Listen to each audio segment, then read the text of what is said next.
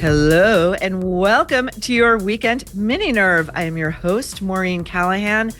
This is a tried and true subject that we all love, celebrity plastic surgery. What they say they've done versus what they've really done through the eyes of someone who would know, Dr. Joshua Zuckerman. Marlena snuck another pun in here. She said he's going to walk us through some of the debauchery. She is the reincarnation of like a Catskills comic. She really is. And you know I love you, Marlena. It's just I'm just teasing you a little bit. Okay. Dr. Zuckerman is a highly regarded, board-certified plastic surgeon in New York City. Welcome back to The Nerve, Dr. Zuckerman. And don't worry, we're not going after your favorite, Jennifer Aniston. We know. Remember? We know. Oh, man. Got some other favorites in there, though. Good to be back, Maureen. Thanks for having me. This is always... Oh, thanks for coming back. This is the most fun. We want to start with Nicole Kidman, who I think has had one of the most interesting decades-long glow-ups in Hollywood history. I remember seeing her when I was a kid in an independent film called Dead Calm, in which she starred. She carried the whole movie, 1989, and it was like Hollywood was like, that is a star. That's a star. We're going to make her a star. So we're looking at her here in 1989, circa Dead Calm. And then we're going to look at her in 2026. Talk to us about what you think Nicole has had done. I mean, this is from this image, this after image we're looking at is from the Met Gala on Monday. And what strikes me is the hair looks like it's meant to be a curtain hiding perhaps some significant scars from a facelift. I mean, you're not the first person to say that, but it's kind of unfair to look at a picture from 1989 and then look at her now as an after. However, I think she's held up actually reasonably well. She's a beautiful woman, obviously. She is. She absolutely has had great is. longevity to her career, and I congratulate her. I think looking at pictures of Nicole, where you see the biggest differences, maybe not necessarily in this photo, is around her eyes. The shape of her brow is very different.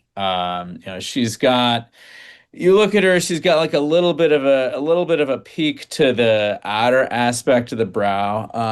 I suspect she's probably had a brow lift. And that's fine. But not a full facelift. You don't think she's had a full facelift? I'm getting there. I'm getting there. I think she probably had a facelift. I'm not sure. I think she's aged. I mean, Nicole is 58, I think, at this point. So she's lost volume in her face. She probably has lost some weight. Everybody in Hollywood is on a GLP-1 these days, literally everyone. So I think there's an aspect of that. But yeah, look at how snatched her jawline is. She's got a really nice, sharp jawline. Her chin is like a little pointy from what you can see there. I mean, the pointy chin, maybe a little filler, sure, but I mean, it is not the average 58-year-old that has that really sharp, defined jawline, defined neckline. Her mid-face looks good. It's hard to tell with these Met Gala photos because she obviously has a full face of professional makeup and good lighting and photography, etc. Okay, Doc, though, I got to say, I am not a plastic surgeon, obviously, but to my untrained eye, one of the biggest differences in the face, I think, is the space between the nose and the top lip. I believe that area is called the philtrum, that like fold under the nasal passages. Does that look like it's been shortened to you? The nose looks decidedly different to me. And what would do that? Can they add cartilage into the nose? You can. I'm not convinced she's had a rhinoplasty. But yes, really? You can add, but she may have had a lip lift, where you can shorten that distance. 'Cause as we age, the distance between the nasal sill and the upper lip lengthens. The lips get thin. Really? Distance lengthens. Oh, yeah. So a relatively popular procedure is to do a lip lift, which is taking off some skin at the nasal sill, very carefully to lift the lip up and shorten that distance between the nose and the lip. And it's often done as kind of one of these add-ons to a facelift, just like doing your eyelids or doing your brows. And done well, it's very subtle, and the scar hides just kind of inside the nose or in the crease where the nose meets the lip. So a well done lip lift looks nice. And corrects age-related changes in the lip. And yeah, she might have had that done. It wouldn't surprise me at all. And if she has, I think it looks good. Let's look at Adam Levine, who shocked everyone with his new face. This is we've talked about this before with Bradley Cooper, Right. before and after. Now, this to me does look like a facelift. You tell me, obviously. But the other thing that strikes me, the brows look like they are lower. So it's like your eye is sort of, it takes you a minute to adjust because nature doesn't work this way. Like the skin on the face doesn't get tighter as the brows get lower, and the skin, it all seems to be one complexion. The hair is just way too dark. But the overall effect to my eye is much with Bradley Cooper's new look this is feminizing. What can you tell us about what you think he's had done? So much like with Bradley, I think I'm almost positive he had upper blepharoplasty. So the shape of his eye is changed. And yeah, the skin between, when we do blepharoplasty, we're taking off skin of the upper eyelid, but it's the skin that's between the brow and the lash line. And so you actually are shortening that distance. So yes, doing an upper bleph without doing a brow lift can make the brow look lower, can make the brow look heavier.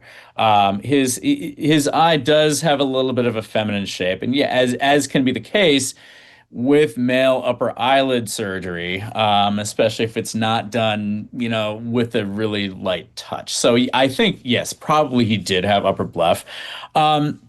He has less volume in his face, and he's not rocking the stubble that's become his trademark for so many years. So his jawline and his neck were previously fairly obscured. I would believe that I think he probably did have a facelift. If you look at that jawline, he almost has like a little indent where the jowl should be. Yeah. And that can be a trademark of actually taking out jowl tissue, and as well as moving the skin upward. So very often the submandibular gland in that area is resected, fat there is removed. So in the jawline of somebody of his age, where he used to have a little bit more roundness, a little bit more fullness, it's kind of gone beyond sharp, and he almost has like a little indent before the chin. He also looks like he got lip filler. He may have. It's possible. I mean, I can't guarantee it. Yeah, in that first picture, you may be pursing the lips a little bit, but it wouldn't surprise me if he got a little bit of lip filler. But yeah, he looks very different here. He's got that real sharp look to his cheekbone. And he's got that hollowing in his midface. It would not surprise me if he was on a GLP-1, and it would not surprise me if he had a facelift and upper bleph. Okay, let's take a look at Ryan Seacrest before 2023 Ryan and after 2026 Ryan. And this to me also has I feel that this is also the result of a GLP-1. He has lost an alarming amount of weight. But what surgical interventions to the face are you seeing, Doc? I'm sure he got his upper lids done.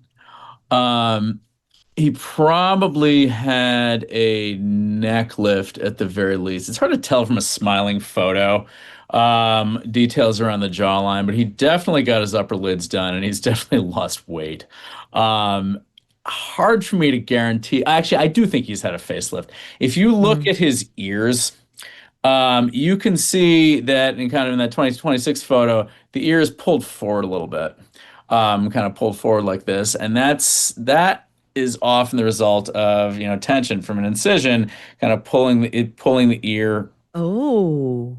And his ear sits in a very different position now than it did in 2023. It's not a badly done facelift, and I think he's lost too much weight. Those are my major criticisms. But yeah, I think he's probably a facelift. Dr. Zuckerman, what would you say to any male star who is really considering a facelift? Because I think that patient zero for the worst male celebrity facelift of all time is probably Kenny Rogers. And we've come so far in terms of technology, and I'm sure what we even know about facial structure and aging and all of that. So many of these guys are feminizing themselves into obscurity. I mean, I can't recall the last time I've seen Bradley Cooper on TV. Like, I don't even see him in ads anymore. Yeah, he doesn't look like himself. So the key to good male facial rejuvenation is a light touch. It's when I do a male facelift, I'm concentrating on the neck a lot of the time, the neck and the Mm-hmm. jawline. Mm-hmm. Eyelids, I'm real careful with. Like, because it is very easy to take too much and have like this kind of prettified eye, as a result of taking too much skin and even lifting the brow up too much. I think about when I do facial injectables on men versus women. What we're trying to do with the forehead and around the eyes is very different in men than it is in women. With women, like having that nice natural, nice curved arch to the brow, versus with men, like having a straighter brow, having a little bit heavier brow is a masculine feature. Having an eye that's a little bit too open, a little too prettified is not a masculine feature. So yeah, I mean, back to your original question, yeah, I mean, it really is going with a light touch and thinking about, making somebody look like they did 20 years ago. You know, I Yeah. versus like I'm gonna do my cookie cutter operation. A good facelift with anybody should be about putting everything back where it belongs. That's the other thing too about the Adam Levine eyes, the Bradley Cooper eyes. Whatever they've had done, if it's that upper bleph that you're talking about, it gives an effect that's almost like I would call it like a staring effect. Like they look like they're staring at you, like they barely blink. It feels almost predatory. I'm not saying that they're, doing anything wrong. I'm Right. just saying like it's the kind of guy you would look at and you would run the other way. Well, creepy, yeah. Yeah. Yeah, I mean, yes, I agree. It's an eye that's a little bit too open. Um, in a man who's in his 50s or 60s or 70s. Yeah, it doesn't fit. I agree with It you. doesn't fit. It doesn't fit. Let's take a look at Olivia Wilde, another person whose most recent appearances were shocking. We're going to look at Olivia Wilde in 2018 and Olivia Wilde very recently in 2026. In the 2018 photo, very full face. This 2026 photo is real. It is not AI. And we show it not to be cruel. We show it because we are in the throes of a GLP-1 crisis. All of these images we're seeing of celebrities Yeah. are alarming, and yet they are being treated by the mainstream media industrial complex as if this is normal and everyone should get on a GLP-1. It's it's too much. I mean, obviously, if you ask me, I mean, the obvious answer here is yeah, it's too much. I mean, I think there is certainly an epidemic in Hollywood, and that's now, spreading throughout all of us as access to these medications becomes, easier for everyone.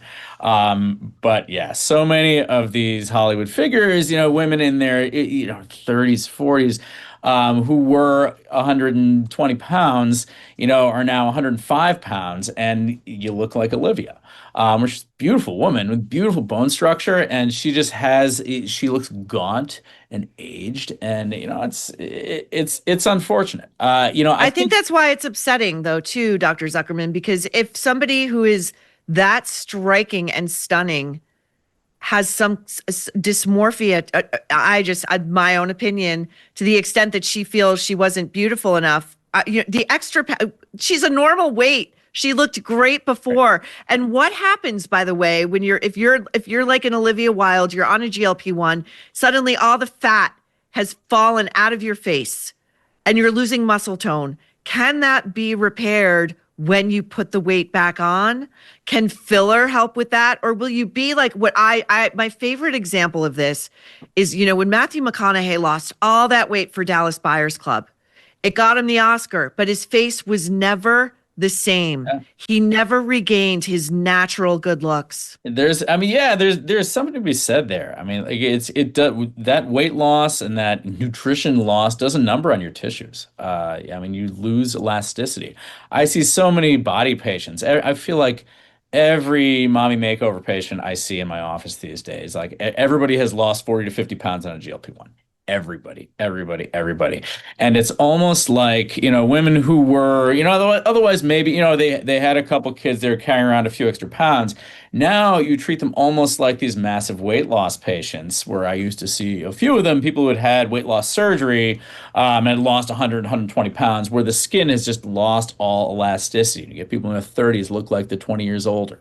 And this, once you've lost that stretch, it is really hard to get it back. Yes, you can gain some of the volume back by gaining weight, but yeah, there is something to the idea that, like, kind of once your skin has lost that, there really is no going back to zero. So yeah, I think it is quite unfortunate.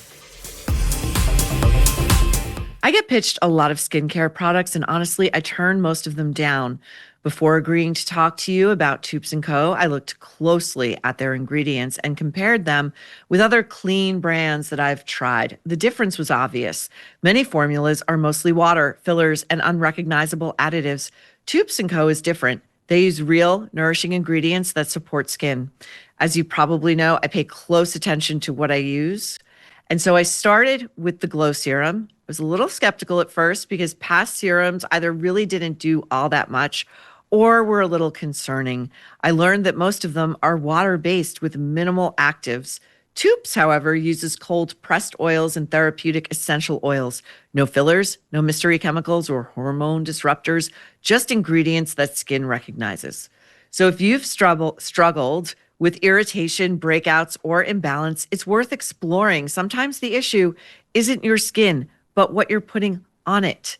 This shift changes how we should all look at skincare products. If you are ready to simplify your routine and actually feel good about what you're putting on your skin, head to toupsandco.com/nerve. They are offering Nerve listeners 25% off your first order. That's with code NERVE. toupsandco.com/nerve, code NERVE for 25% off your first order.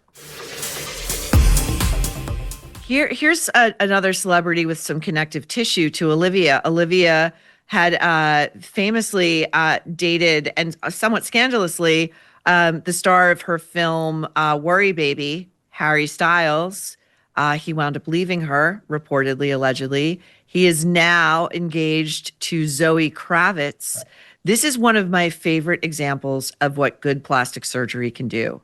This is Zoe before in 2004. And this is Zoe after in 2026.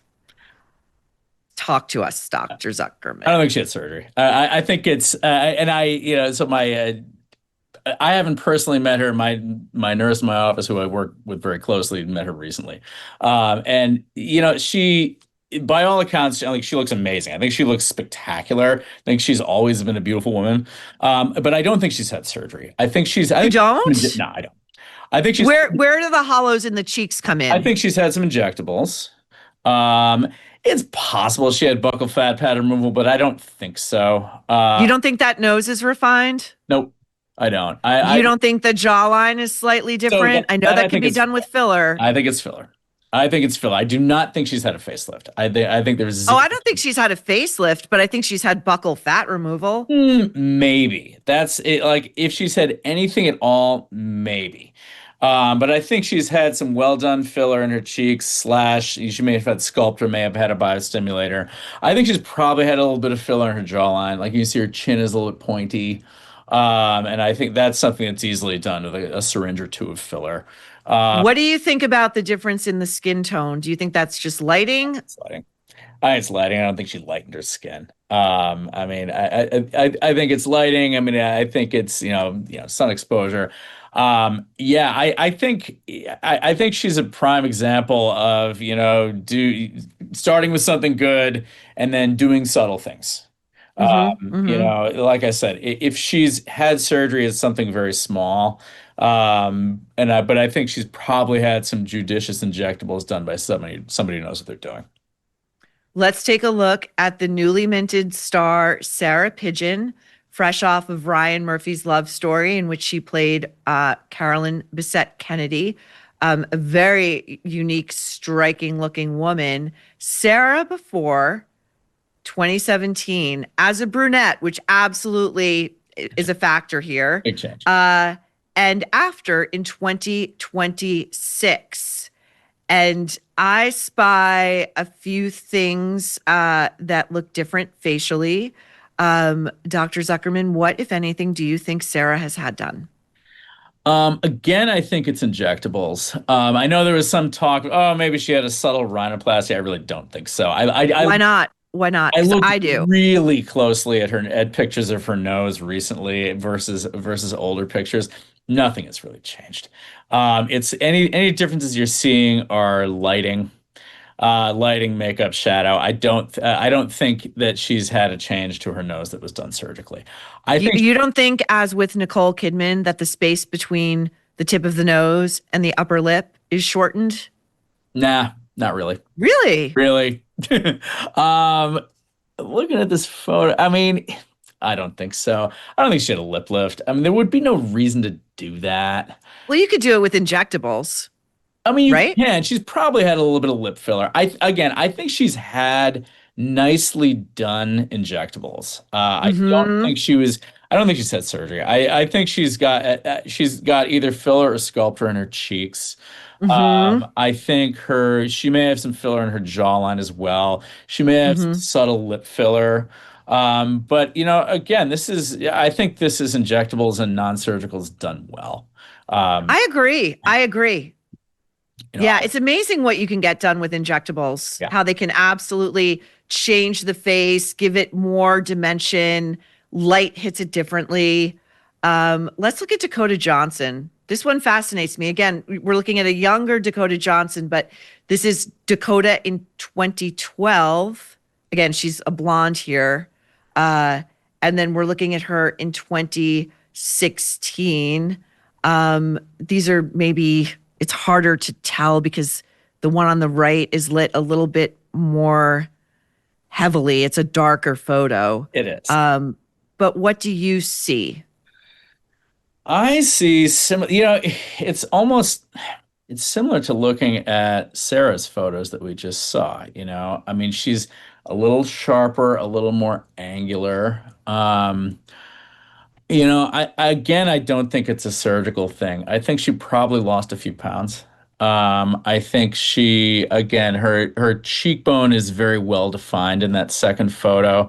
Mhm. I think she's either a Sculptra or a cheek filler. By the way, Sculptra biostimulator, great product, gives you a nice subtle fill over time and improves the quality of the skin over the top of it.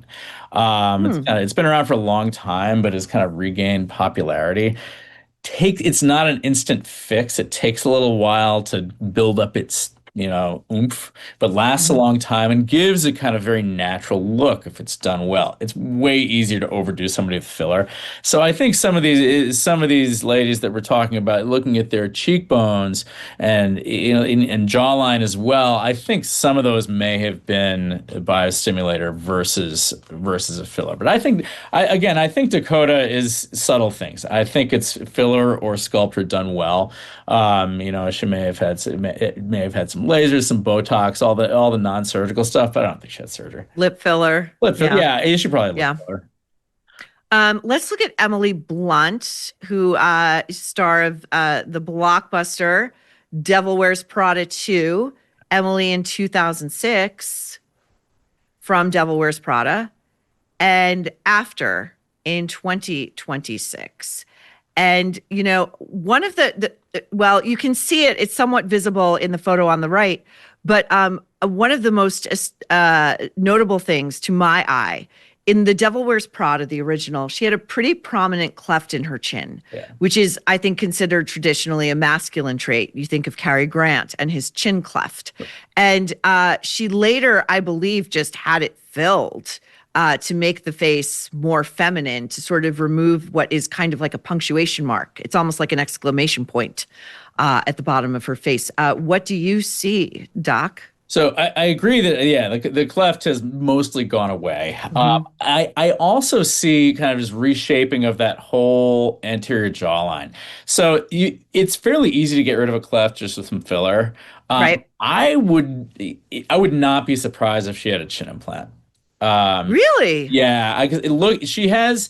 It's more than just disappearing of the cleft. If you look at those pictures closely, she is bigger from about here to here. So I would, and that's very easily done with a chin implant. I like chin implants. I think they're great. You know, I think they're great in the right patient. They come in all different shapes and sizes. It's an easy procedure with an easy recovery.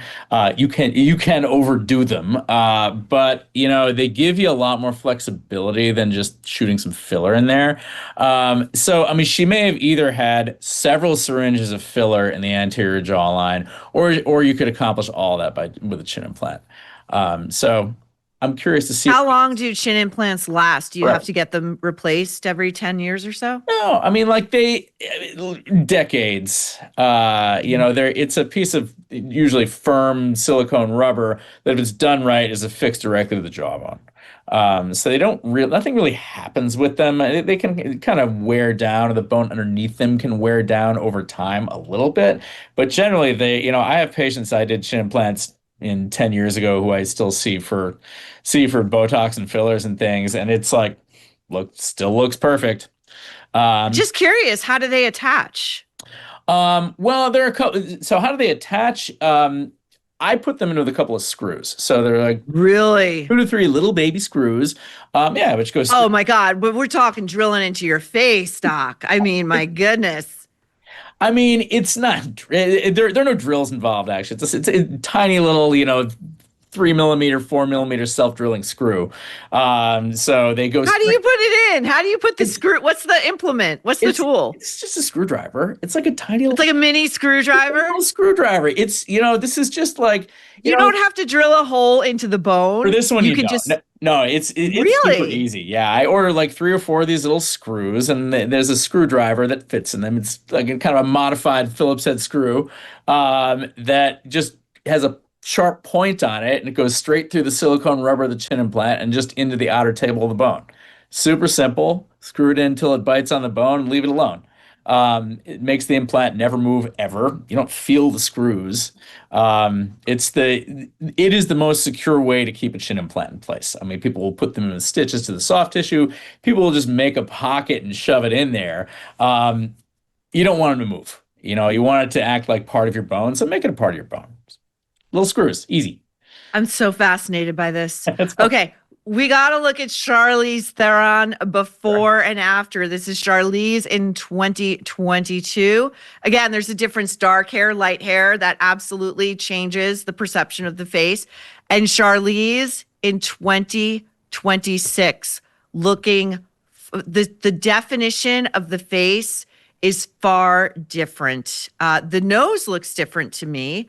The shape of the lips, the placement of the brow, although could that be brow shaping? I don't know. What do you see, Dr. Zuckerman? So she's aged and she's lost weight. Those are those two biggest things I see. Charlize, like, I love her. I think she's absolutely gorgeous and she's phenomenal. Yeah, absolutely. She, for so many years, kind of her trademark has been, or one of her trademarks has been those nice full cheeks and like a little bit of roundness to the face. And she's lost that in this after photo. I know that most recent movie that she did, the climbing movie. I mean, I think she had to get fairly thin for that. Charlize she's around my age. I think she's early 50s. So losing that weight and getting super lean for that movie, in somebody who is, in their 50s, is gonna lose volume. And she's definitely lost her cheeks. She's hollow in the mid face here. She said she has a really sharp jawline. The brows, I'm not convinced she had surgery around her eyes. The nose, I'd have to get a closer look at. I mean, it is hard to just like lose to. I mean, you can make a nose narrower. I don't know why she would. It's tough. I don't know. It's those millimeters when your face is, projected on a screen that's like 80 feet tall. I would imagine that there's no detail that goes unnoticed. But in the tone of your voice, it sounds to me like you prefer the Charlize on the left with a slightly fuller face. I like the fuller face Charlize. You do? Why? Absolutely. She just looks more youthful, and it looks like her. She's starting to look less like how I think of her, right? She still looks gorgeous, but she looks almost like a different person. She doesn't look like how I think of Charlize Theron. Interesting. Yeah. Speaking of, here's another a very familiar face that has appeared slightly tweaked. Gwyneth Paltrow, 2000 Gwyneth Paltrow, very young, very fresh-faced, and Gwyneth Paltrow in 2026. Her skin looking a bit, I think, tighter. That she's again early 50s as well. You would expect to see a little bit of jowling, I think. What do you see?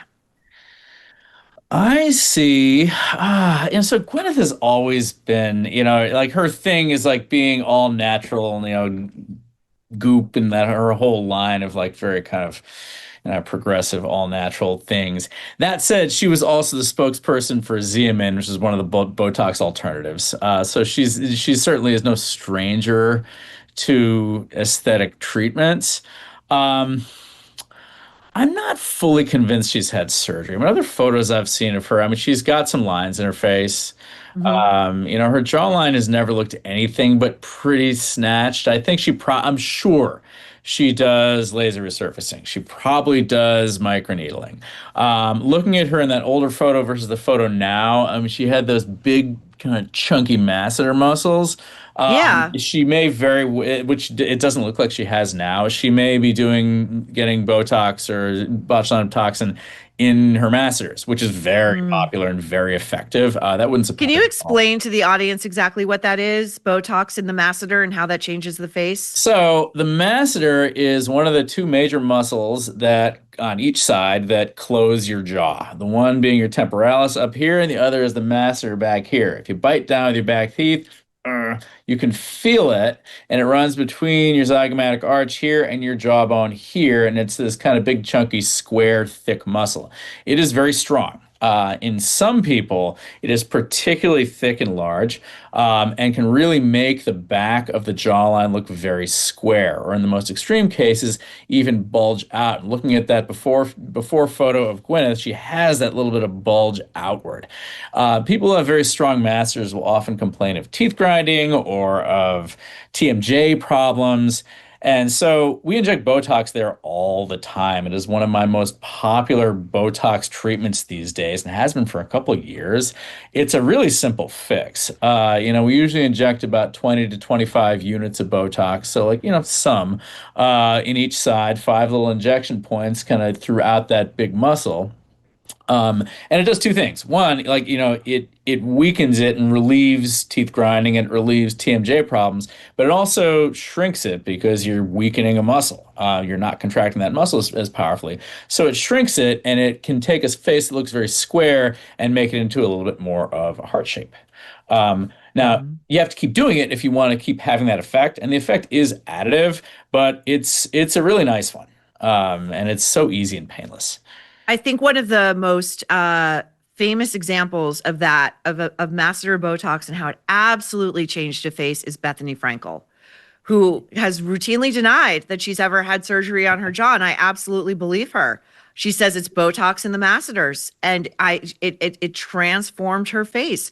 Our final look, Doc, before today's mini runs out of time. Denise Richards, who I think has had one of the best facelifts that we have seen of late.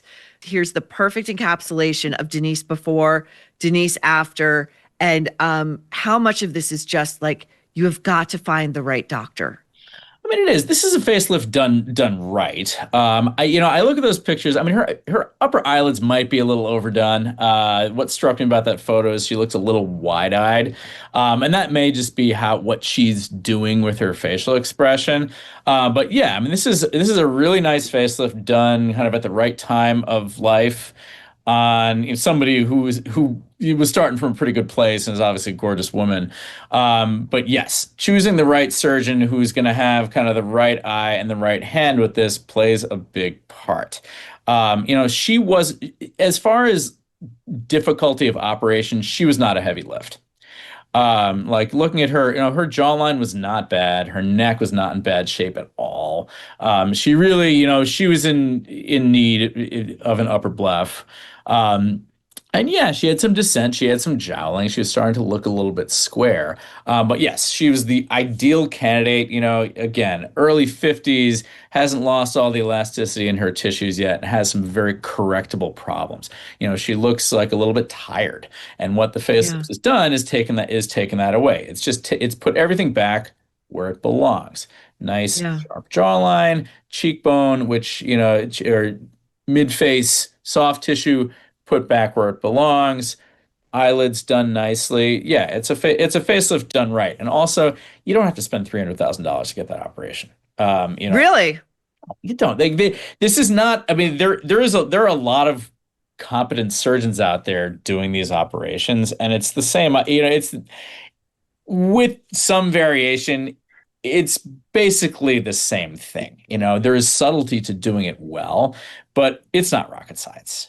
And oh, Doc, I love that. That's so great. It's so happy. It's so great to end on like a great result. Yeah. And information for the troublemakers, which is that despite what you see among celebrities who get facelifts, whether it's Kris Jenner or Denise Richards, that the idea that it has an exorbitant price tag is simply a myth. Yeah. Thank you so much. Thank you so much for being here on our second go round with you for celebrity plastic surgery. Pleasure as always. Thanks so much, Maureen. This has been great fun. See you soon. All right. Take care. Take care. That does it. That does it for this weekend's mini nerve. We went a little long, but I mean, could we help ourselves? It was so fun. We will be back here on Tuesday for a full nerve, and then again on Wednesday for the nerve at night. If you haven't already, go check out our Substack, aka our weekly email, over at thenerveshow.com. Be sure to subscribe and grab some Nerve merch for yourself or a fellow troublemaker at shopthenerve.com. We will see you back here on Tuesday at The Nerve, where you will never guess what we're about to say next. A lot of skincare companies out there are purporting to sell you wholesome natural products. The trouble is that most of the big names out there are owned by mega corporations and private equity firms that prioritize profit over quality. Fortunately, one company is doing things differently, and that is Van Man. They started the tallow trend a few years back with their grass-fed tallow moisturizers, and they have been crushing it ever since.